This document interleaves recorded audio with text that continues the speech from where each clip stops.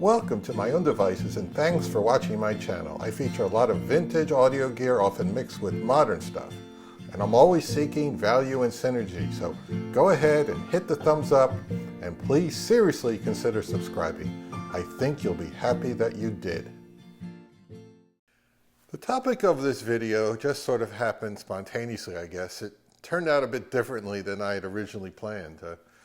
I've been evaluating a few modern components and trying to think of ideas for future videos, and I've been trying to think of ways to incorporate other enthusiasts. A couple of years ago, I was casually chatting with a neighbor and I asked him, "Hey, do you have any home audio gear?" And he said, yes, he did it. He described a very impressive system to me. And I was surprised and delighted to find someone so close by having a similar niche interest. I recently decided to approach Ross about loaning him one of the components I've been evaluating, a Phono Preamp, to try out for a few days and to share his opinions of it with me. A few days later, he was ready to tell me his impressions of the unit, and I asked if I could shoot some video in his listening room, and he agreed. Before I went over, I suggested, how about if I bring over my Schiit Mani Phono Preamp for fun? Now, he owns a Schiit Ager amplifier that he liked very much, and he was curious about other Schiit gear, so he said, sure, go ahead, bring it over. If you're not familiar with the Schiit Mani, I actually made a video featuring it a few months ago, and I'll put a link in the description below, but Schiit is a California-based audio company who make a very interesting line of US manufactured products that include DACs, headphone amps, preamps, and amps. In my opinion, Schiit components overall present tremendous value. The two founders of Schiit have stellar pedigrees as hi-fi designers before starting up Schiit in 2010. The Mani Phono Preamp is no exception in terms of value for money. This is a compact, well-made product that gives you exactly what you need and the ability to do its job without much fuss. And it sounds amazing for just $129. In case you're not familiar with Phono Preamps, you plug your turntable output RCA cables into these jacks here. And you run a pair of good quality... No, you don't get to play with that wire. You plug your turntable output RCA cables into these jacks here. You run your ground wire to this, and then you run a pair of good quality cables from the output into any non-phono input of your receiver, preamp, or integrated amp. Also, never look directly into the LED light on the front of your Schiit Mani. I believe it will cause serious retinal damage. It is so bright.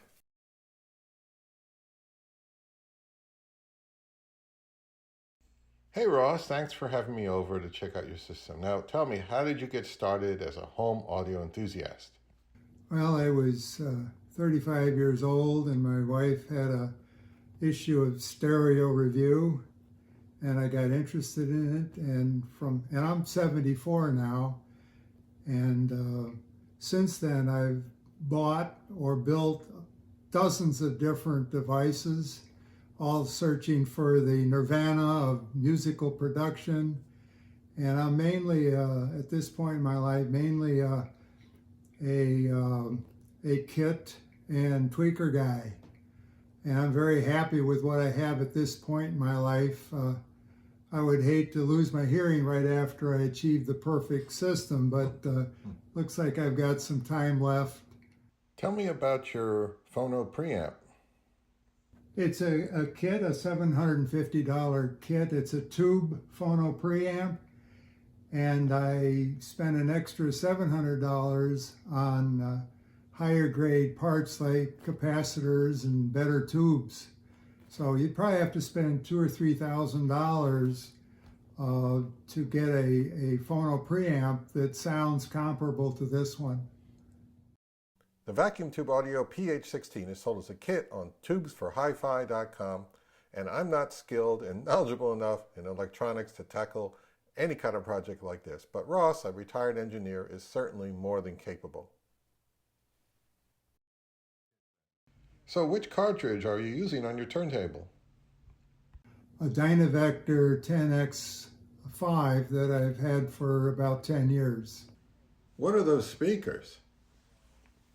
My speakers are Zoo Soul Supremes that I bought used for half the price they originally sold for, which was $5,600. Going used is a great way to get some quality for a lot less money. You've got an interesting arrangement with each Zoo speaker sitting on top of a subwoofer. What can you tell me about those subs? I can't pronounce them, but it looks like a Polish name. But they're 10-inch subs with their built-in DSP, equalization, crossover, and I can control the volume from my phone app. So they're very modern subwoofers, and they just complete the bottom end of the music coming from my Zoo speakers. Over here is a Schiit. Schiit here. That cost $800, and it's a low-powered amp. I think it's 20 watts per channel. Mm-hmm. But my Zoo speakers have a sensitivity of 98 dB. Right. So it's a good match to have a very pure-sounding, low-powered amp with highly efficient speakers. It's an excellent combination. Now, you don't want me to hide behind you? No, you're good. Obviously, you put a lot of time, effort, and expense into putting the system together. What is your ultimate goal here? Right. I mean, my goal is to have a very transparent, lively sound, full range, live music equivalency, that with the very best source material, I can close my eyes and imagine that the singer or the pianist or the guitarist is in the room. That's the holy grail of chasing good hi-fi. So how close to your ultimate goal do you think you've reached with this current system? Oh, I'd say I'm 95% of the way there. And I'm at the point where I'm just going to be happy with what I have and enjoy it. Because if you're always chasing better equipment, you're not paying as much attention to the music. Are you planning on upgrading anything in your system in the near future?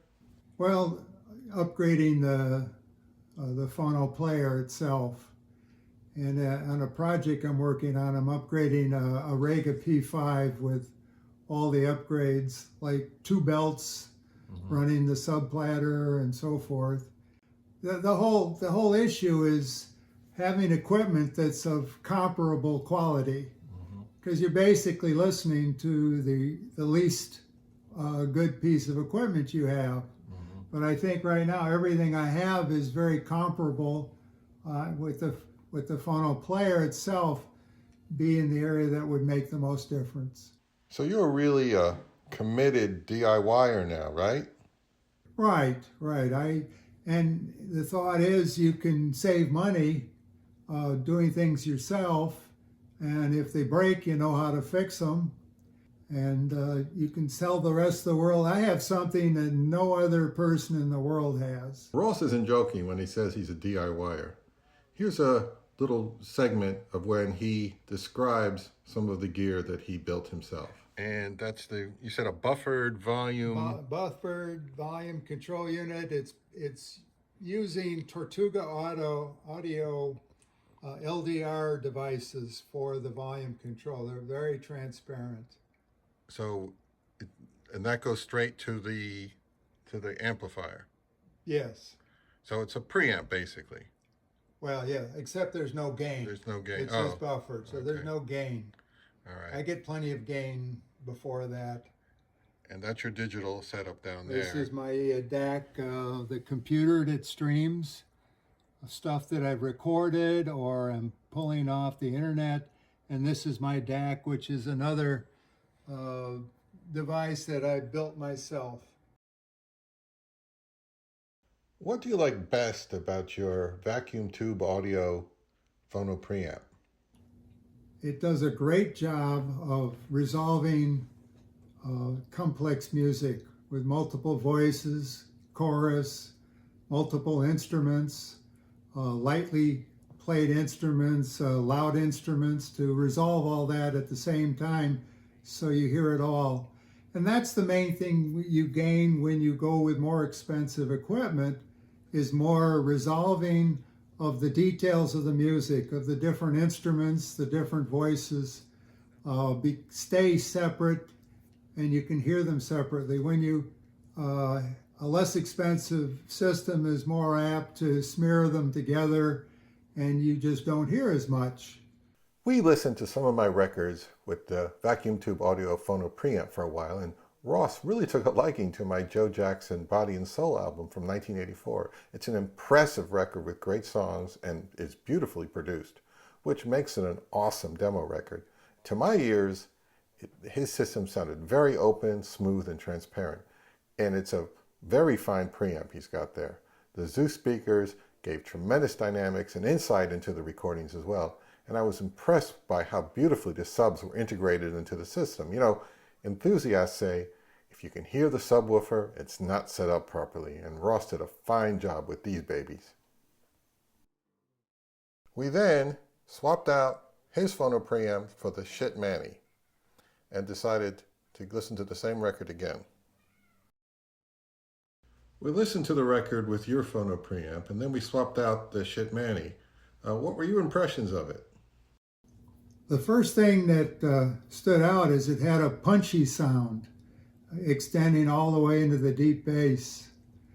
And I call that having a lively sound.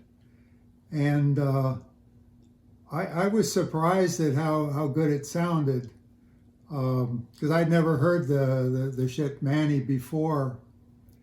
And to the extent at which it was able to resolve musical detail, which was pretty good, it did it in a very pleasing way.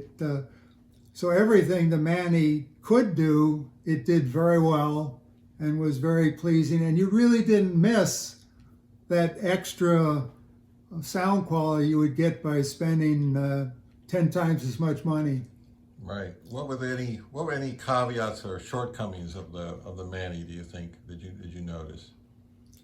For $129, there's no shortcoming. I think it can compete with preamps costing hundreds of dollars more. Well, Ross, I really enjoyed this experience with you. I rarely get the opportunity to evaluate hi-fi gear with anyone else, and hearing opinions from someone with different perspectives, wide-ranging knowledge, and who really takes this pastime seriously was a revelation to me. Right, and I think the pandemic slowed down that event from happening once we discovered that neighbors across the street had a very similar hobby. So lastly, Ross, does your wife Susie take any interest at all in any of this, or is she aware of what you have invested in the gear up here? No, you can't let the wife know what you spend on your stuff. I mean, that'd be bad for the marriage. Or say, you wouldn't understand, and try to change the subject. Right. And it can't be ugly either if it's in an area of the house the wife goes to. Yes, so I'm glad to have my own man cave on the second floor in our Florida retirement home.